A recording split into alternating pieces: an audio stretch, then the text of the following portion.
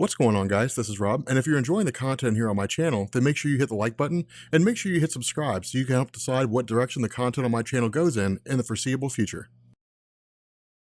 Okay, so for the past couple weeks or so, we have been remastering Jonathan Hickman's Avengers and New Avengers. And I mean, the original content's there. I just felt like remastering it as kind of a side project because I didn't really like the way it was done initially. But because of the fact that that's really just kind of retreading water, this is more important. So it is officially the beginning of 2018, and we have about 4 months and 2 days until we see the launch of Marvel's, Infinity War movie, Avengers Infinity War. And so my job over the course of the next 4 months is to make you guys experts in everything Marvel Cosmic, covering the original Cosmic Cube story when Thanos invaded Earth for the first time, the 3 major deaths that Thanos has had, characters like Adam Warlock, who we're going to discuss here, all these things, the events leading up to Infinity Gauntlet, the aftermath of Infinity Gauntlet, Infinity War, Infinity Crusade, all that stuff, all the Marvel Cosmic things. My job is to cover all that stuff, and we are starting with Adam Warlock today. So, Adam Warlock first made his appearance in Marvel Comics back in 1967 with Fantastic Four issues 66 and 67. Now, one thing to keep in mind here is that in the early days of Marvel Comics, when it came to Stan Lee and Jack Kirby, everything was basically a testing ground. Marvel didn't really explode onto the scene until about 1962. I mean, when you look back at the old 1940s comics, the old Namor the Submariner, Jim Hammond, the Human Torch, Captain America comics, that was Timely publications. But between the time of World War II's end and the fact that Timely stopped publishing superheroes, all the way up to the early 1960s, when Timely became Atlas, Atlas became Marvel, there was this huge lull of about 20 years when there really were no superhero comics coming out of Timely. Instead, it was science fiction, general magazines published by Magazine Management Incorporated. And so in 1962, when Marvel really launched Fantastic Four, when they launched Spider-Man, different things like that, they were basically trying to come back onto a scene of the comic book genre, which had largely been dominated by DC for,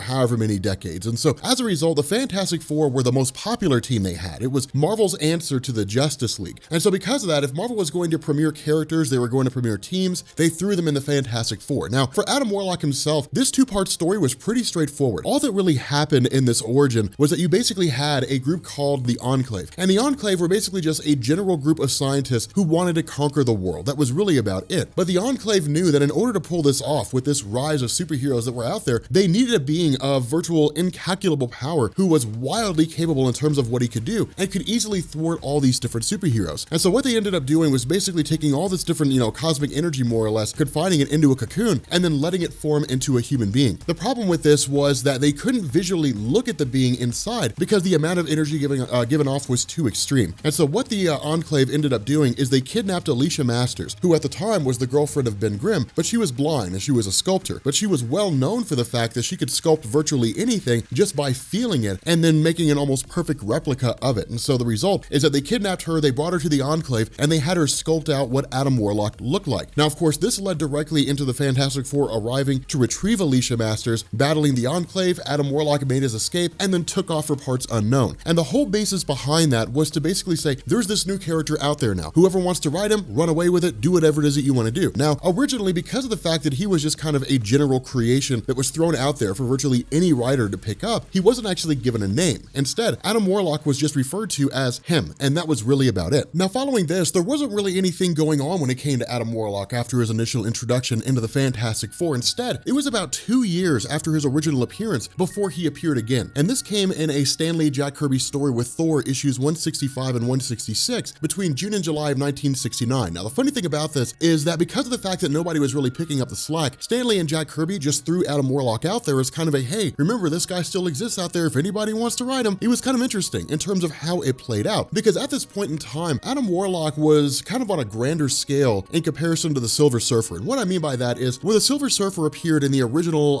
Galactus trilogy and was spun off into his own series, whereby he basically traveled around the world and learned about humanity, why people do the kind of things they do, and how humans perceive the universe and themselves, and so on and so forth. Adam Warlock was like that, but on a grander scale. The difference is that the Silver Surfer already had knowledge of all things in existence, so his only real curiosity was just the nature of humanity. For Adam Warlock, or him, if we want to call him that, he was really kind of infantile in the sense that he really didn't understand the nature of everything that was out there. It was really more exploration. It was effectively walking out of his house for the very first time. And a lot of those themes were played on when it came to his introduction and his involvement in Thor and different things along those lines. The problem is that once this story was done, it would be about 3 years again before Adam Warlock made his appearance. The difference is that by this point in time in 1972, Stan Lee had moved from being a writer to an editor to basically the president and publisher of Marvel. And the idea of Stan Lee was to sit down and say, by this point in time, we're 10 years out from our effective relaunch, more or less, with Fantastic Four, Spider-Man, different things along those lines. And the landscape of Marvel was rapidly growing. But for the most part, by the early 1970s, they pretty much knew what characters were solid and what characters aren't. They knew that the Fantastic Four were solid. They knew Spider-Man was solid. Thor, Iron Man, Captain America, different things like that. But the whole idea behind Stan Lee's perception of Marvel was, we don't have the money to just throw marketing out there for any character in any comic book that we want to write. Instead, we need to be selective. But we also want to make sure that we're growing our writer base, that we're growing our artist base, that we still have fans that are learning about new characters all the time. And so what Stan Lee had done is he had actually launched Marvel Premiere alongside a couple of other one-off publications called Marvel Spotlight and Marvel Feature. And what these were designed to do were basically serve as an anthology series. It was really kind of a throwback to the 1930s Marvel stories and 1930s DC stories, in the sense that Action Comics 1, for example, while that comic is most notable for the debut of Superman, it featured a handful of other stories alongside it, because the idea was to just introduce characters, introduce teams, put them in, maybe 8-page stories and see whether or not fans liked them. And what they would do is they would shuffle things up. So you would see a character appear in Marvel Premiere for like 3 or 4 issues, and Marvel would gauge the sales of it. And if the stories were consistent, Marvel would say, okay, most likely they're reading this because this one character is in this story. He's been in the last 3 stories. That's what fans are shooting for. We'll take a risk and we'll give them their own publication. And that's really what happened with the character of Adam Warlock. One thing to keep in mind here is that when it came to the character of Adam, in terms of where he would go or what he would do, Stan Lee and Jack Kirby's explanation for what would happen to him was largely just kind of relegated to the idea that, well, he would fight some enemy, like he would fight Thor, he would try to procreate with Sif, Thor would beat the crap out of him, and then he would just go heal in a cocoon somewhere. And in truth, it was really just kind of a throwaway idea. It was just a way for Stan Lee and Jack Kirby to explain where he went to, just like, the Avengers would go back to Avengers Tower, or Captain America would go to his apartment, or something along those lines. It was a throwaway concept. But the irony is that with Marvel Premiere #1 and Roy Thomas really kind of being brought on board by Stan Lee as a fledgling writer, because of the fact that he fit nicely into this whole idea of using Marvel Premiere and Spotlight and Feature and so on as a proving ground for whether or not a person could actually write stories, what Roy Thomas did is he took the whole idea of the cocoon, he rolled it over into the actual Adam Warlock mythos, and then in turn expanded the nature of Warlock. Now, one thing to keep in mind is that when it came to Adam Warlock's character, the reason why people say he's so important is because he helped to kind of usher in and build on this idea of Marvel Comics becoming more grounded and more real world in terms of how they were depicted. I mean, back in 1971,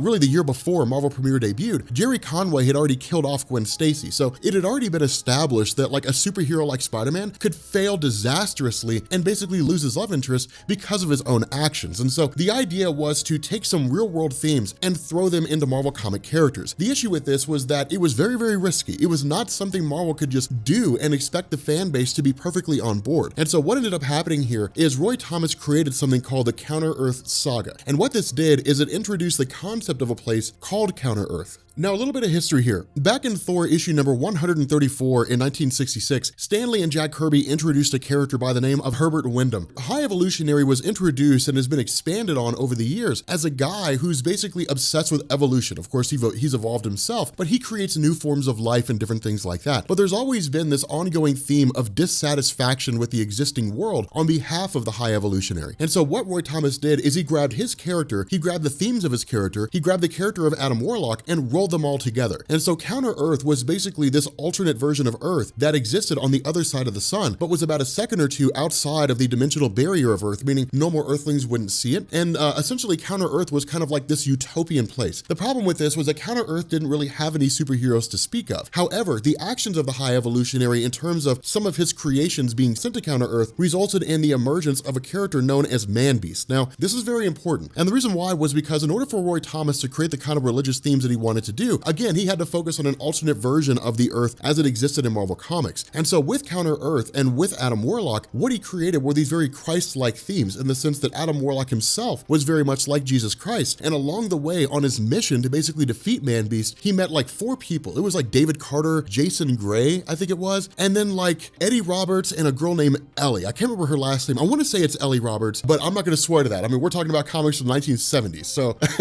I'd like to think I know a lot, but I don't know that much. But the fact remains here that with regards to these characters, these four folks, they were basically designed to be like his own, not really prophets, but I guess his followers. They would basically chronicle the actions of Adam. Now, of course, with regards to Warlock getting its first name Adam, that was given to him, I believe, by Eli. And again, that's designed to be a homage to very Judeo-Christian themes in the sense that, according to biblical scripture, Adam was the name of the first being created by God. And so again, it was designed to very much be in that vein. Now, of course, Man-Beast and the Counter-Earth saga was really kind of this allegory for Satan, in the sense that Man-Beast was the Satan-like figure. He was the ultimate evil on Counter-Earth, and Adam Warlock was the ultimate good. Now, in order to arm Adam Warlock for his battle against Man-Beast, what High Evolutionary had done is, of course, woken him up, brought him out of his cocoon, and then gave him the Soul Gem. And the Soul Gem was one of the very first indications of these insane levels of power that existed out there. But the Soul Gem, as it was created by Roy Thomas in Marvel Premiere #1, was never really intended to go on to be what it is, which is to say part of the Infinity Stones and different things like that. A lot of that was, Jim Starlin grabbing all these themes and just kind of rolling them together in the Thanos stories. But the fact remains here that the Soul Gem was basically used by Adam Warlock to kind of enhance his abilities, but it was also toying on this idea that the Soul Gem housed Soul World, it was actually able to trap souls, different things along those lines. But with Adam Warlock, the battle between himself and Man-Beast really stretched for the first two parts of Marvel Premieres 1 and 2, and then really he was just kind of defeated and then forced back into his original form. But following this, again, this sort of return of evil, so to speak, began to take its form in the Power of Warlock solo series. And this really ran for about 8 issues up until about October of 1973, and it was designed to just kind of continue the themes that were found in Marvel Premiere. But because of the fact that Warlock was so popular among readers at the time, what Roy Thomas did is he basically spun out the remainder of the fight between Man-Beast and Adam Warlock in Power of Warlock issues 1 and 2. Now, following the defeat of Man-Beast going into issues 3 through 8, it was really kind of like this exploration of what Counter-Earth was like, and it was really designed to be the original home of Adam Warlock. It was basically going to be where his stories took place, where he would travel to the main Marvel Earth from time to time, but for the most part, he would stay confined on Counter-Earth as its only real superhero, very much maintaining these Christ-like themes and these concepts with regards to how his character functioned. But the issue with this, when it came to the character of Adam, was that by this point in time, 1971, 1972, Roy Thomas was making massive contributions to Marvel Comics. I mean, writing things like the Kree-Skrull War, characters like Ultron, different things like that. And because of the work that he'd put in, when Stan Lee was promoted to the position of president, Roy Thomas was moved to editor-in-chief. And what this meant was that it only really allowed Roy Thomas to focus on the most popular titles that he was writing at the time. And while Adam Warlock did have a following among fans, it was very similar to the original following of Doctor Strange, in the sense that it was only a small niche group of people. And so the result was that following the writing of Roy Thomas, what he really did here is he just kind of wrapped up the plot threads from the original Power of Warlock story in some Strange Tale comics, different things like that. This ultimately ran up until Jim Starlin took over the title. And the reason why this is so important is because where Roy Thomas had made Adam Warlock a kind of Christ-like figure, Jim Starlin expanded the cosmic scope. He basically brought Adam Warlock into this role of being more of a universal Christ-like figure as opposed to just one on Counter-Earth. And so running between 1975 all the way up to December of 1977, the Power of Warlock series was continued on numerically, running between issues 9 to 15. And then of course the last little tidbits were finished up in like Marvel Team Up and Avengers Annual and Marvel 2-in-1, different things like that. But the whole idea was to basically introduce a character called the Magus. And one of the things this did was focus on the possibility of Adam Warlock becoming a villain. And if Adam Warlock became a bad guy, if he basically became everything he stood against, what would that villain look like? And so what Jim Starlin did is he crafted this story, and he basically said, at some point in the future, Adam Warlock will become corrupted by the soul gem he possesses. And when he does, he'll form a religious sect called the Universal Church of Truth, which will be his mindless followers, more or less. And the result is they will do whatever it is that he wants them to do. This will cause him to grow in madness and so on and so forth. And so in an effort to keep this from happening, what we ended up having were all these different themes that came together. The introduction of characters like Gamora, creation of Pip the Troll, Thanos being brought in. And so Thanos' desire to continue gaining power fit in very, very nicely with the role that Adam Warlock played. Because where it saw the two of them team up for the most part, at the end of the day, where Magus was basically defeated, it was always this lingering possibility that Adam Warlock could become the Magus. And so again, it was really Thanos being brought in kind of an underhanded way, in the sense that he was, well, I'll help you keep from becoming the Magus, all the while plotting and scheming and trying to find ways to steal the soul gem from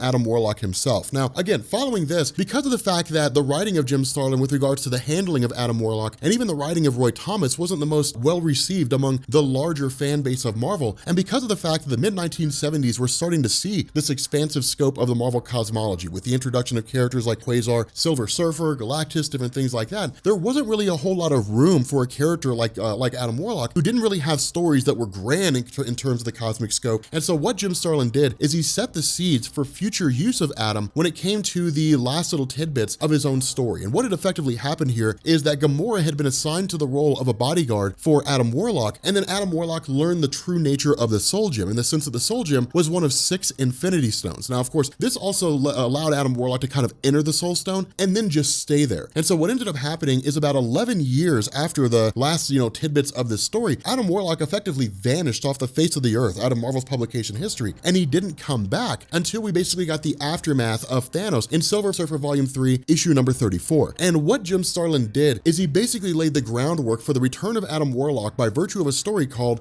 The Infinity Gauntlet. And what this did is it introduced the idea that Thanos had been traveling around and gaining all these different Infinity Stones for the most part. And the return of Adam Warlock, of course, leaving the Soul Stone, so on and so forth, coincided with this sort of grander scope in terms of what Jim Starlin perceived him to be. And so over the course of the Infinity Gauntlet story, which you'll find down in the description, Adam Warlock wasn't really a guy who engaged in the fight per se. Instead, he played very much this leadership role. He didn't really act overtly, he directed other people in terms of the roles that they should play. But this expansion of Adam Warlock came with the idea that there's this kind of nature about the universe and the forces that encompass it that nobody else really seems to have. And so because of this, Adam Warlock basically organized the united front of the Earth superheroes against Thanos with the Infinity Gauntlet. He organized this front from the cosmic entities. It was one of these things where Starlin effectively established that on a cosmic scale, Adam Warlock is well known and well respected by a lot of the entities. The other half of this was that the possibility of Adam Warlock becoming a villain was still very real in terms of the role that Magus played. And so following the events of Infinity Gauntlet, whereby Adam Warlock was able to secure the gauntlet for himself, bring the conflict to an end, this led directly into the story's aftermath and then led directly into Infinity War. And so again, it was kind of like this massive Infinity story that was done by Jim Starlin himself with regards to the character of Adam. Now, one of the things that Starlin played on here when it came to Infinity War was that he formed something called Warlock and the Infinity Watch. And it was basically this idea that in the aftermath of the Infinity Gauntlet, because of the fact that all Thanos sought was absolute power, that it was like, okay, fine, he can take the place of eternity and he can have the Infinity Gauntlet according to the Living Tribunal. But for Adam Warlock himself, he would look to rule over the universe not as an entity, but as a supreme judge of what's right and wrong. The problem here is that Adam Warlock didn't understand the nature of people on a true scale. And so this argument basically meant that Adam Warlock was neither equipped mentally or emotionally to wield the Infinity Gauntlet and the power it possessed. The Living Tribunal agreed and ordered Adam Warlock to disperse the gems. And so forcing the disbanding of the Infinity Gauntlet and then going the next step and saying, if all the gems are brought together, they will never work, allowed for, the formation of the Infinity Watch, whereby Adam Warlock grabbed Pip the Troll, he grabbed Moondragon, the daughter of Drax the Destroyer, and gave each of them an Infinity Stone. He even gave one to Thanos and simply said, your job will be to safeguard these things. These led directly into the events of Infinity War, whereby we ended up learning that Adam had subconsciously purged himself of good and evil, which is the whole reason for why he was deemed unworthy, that the evil version of himself, the Magus, had basically made a return, and Infinity War picked up from there with Adam Warlock basically having to fight an evil version of himself. That led an Infinity Crusade, whereby Adam Warlock had to fight the purely good version of himself, known as Goddess. But over the course of it all, Jim Starlin constantly began to expand and really emphasize this relationship that existed between Adam Warlock and Thanos, that where the two of them were enemies in a lot of ways, they were also extremely close in terms of their greater understanding of the cosmology. And so what this ended up doing is it actually allowed Jim Starlin to spin out a litany of Infinity books that were isolated from the main Marvel Universe line of stories that focus almost explicitly on Adam Warlock and Thanos. Now again, because of the fact that these stories of Infinity Gauntlet and Infinity War, even Infinity Crusade, were so incredibly popular among Marvel readers at the time, the stories of Adam Warlock were actually bolstered by virtue of the writing of Jim Starlin. So what this meant was that instead of Warlock and the Infinity Watch being what amounted to a maxi series, which is about 12 issues long, instead it was spun out into a series that ran for 42 issues. It ran all the way up until 1995. The problem with this was that the success of Adam Warlock really began to give way to a lot of different things. The notorious comic busts of the 1990s, the fact that stories were designed to be more high octane, more fast paced, but the stories of Adam Warlock didn't really keep up with that style of storytelling, and even the fact that a lot of readers were getting burned out. And so because of that, Adam Warlock effectively fell back into the middle of no man's land. Now, Marvel tried a couple times to kind of revive interest in his character, throwing him off into like Ultraverse, different things like that, but at the end of the day, it never really seemed to gain the same kind of popularity he did before. And all this really ran up until about 2006, when the Marvel cosmology was effectively consolidated and revamped in its entirety by a guy named Dan Abnett. Now, one thing to keep in mind is that the Marvel cosmology as it existed before Dan Abnett had taken up the pen and basically helped to form a lot of it all, it was really just sort of disheveled. Marvel largely focused on Earth-based stories, Earth-based events, because that's where most of the superheroes dwelled. Now, with Dan Abnett, what he'd done is he had grabbed things like Peter Quill, who'd previously been created, revamped his character in his entirety, made him the new version of Star-Lord, and just kind of threw him out there. Grabbing all these different themes really went into stories like Annihilation, where Annihilus from the Negative Zone invaded the main Marvel universe, captured Galactus, different things like that, conquering one planet after another. And it worked exceedingly well, because while the event of Annihilation was going on, for example, you had civil war that was taking place. And so on Earth, you had superheroes fighting over superhuman registration. And while that was happening, the universe was being conquered. And so you had tie-ins like Nova. Richard Rider would show up on Earth and say, why are you guys fighting over something so stupid like superhuman registration when worlds are falling left and right in front of Annihilus by the forces he possesses? Why does this matter? It was a great contrast to basically highlight this idea that what goes on Earth is really irrelevant in relation to everything that goes on in the universe. And so what this did is it basically dead-ended into a story called Annihilation Conquest. And Annihilation Conquest effectively saw this kind of return of Adam Warlock. Now, Annihilation Conquest itself largely focused on the idea that Ultron had previously been defeated and his essence had kind of been,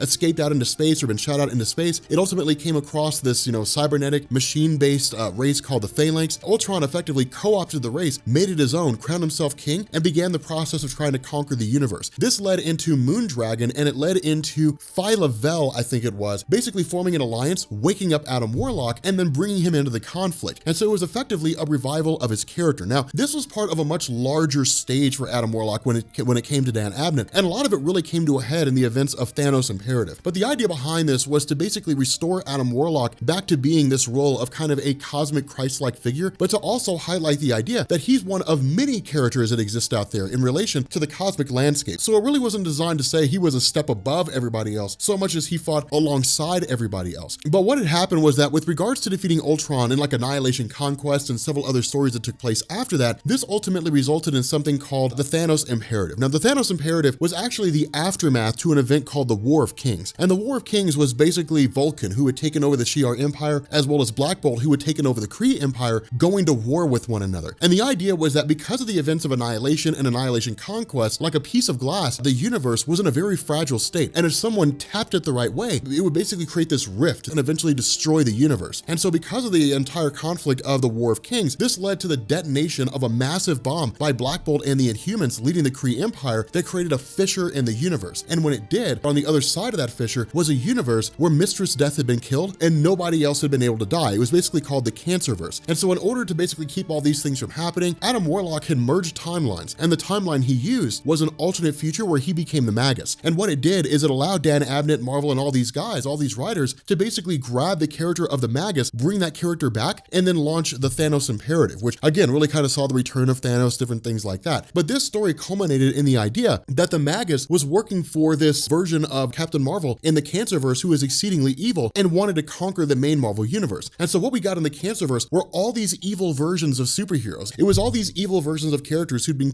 become corrupted. And so the result was that, of course, they were basically defeated. Thanos Imperative came to an end. It led to the sacrifice of Peter Quill and of Nova. Thanos eventually ended up escaping. It was all these different things that went on with regards to this massive climax to a story that had been building for somewhere around 3 or 4 years. But because of the fact that the return of the Magus was always this concept that was haunting Adam Warlock, and the idea that the Magus would always make his return so long as Adam Warlock lived, in the Thanos Imperative Ignition one-shot by Dan Abnett, he effectively wrapped up the character of Adam Warlock in the main Marvel universe by effectively having him killed off, by having Star-Lord kill Adam Warlock to ensure that Magus would never be able to return. Now, of course, this also coincided with Captain Marvel from the Cancerverse killing Magus as well, but the fact remains here that it was an interesting concept because following this, it kind of gets a little bit hairy with regards to Adam Warlock. For example, stories like Infinity Revelation that have this depiction of Adam Warlock and Thanos basically meeting alternate reality counterparts. And so it kind of begs the question, does Infinity Revelation take place in the main Marvel universe? And the answer is not necessarily definitive because almost all the other Infinity stories, Infinity Abyss, different things like that, those take place outside of the main Marvel universe. Infinity Revelation, Marvel The End, all those things seem to be outside the main Marvel universe. And in a lot of ways, Jim Starlin kind of toyed on that. Again, it's really kind of weird in terms of how those stories play out, but by and large, I would argue that Thanos Imperative was really the last appearance of Adam Warlock in the main Marvel universe in terms of how I would define his appearances in the main Marvel universe. From there, it really kind of breaks down to Jim Starlin fans who were just like, no, it's all in the main Marvel universe and so on and so forth. And it is kind of interesting, but the fact remains here, again, hopefully this helps you guys understand the nature of Adam, what it is that he's capable of, how he's evolved over the years. But with that being said, guys, we're going to bring this video to an end. If you are new new here to Comics Explained, make sure you guys hit the sub button to become part of the Rob Corps. If you guys enjoy this video, make sure you drop a like, and I will catch you all later.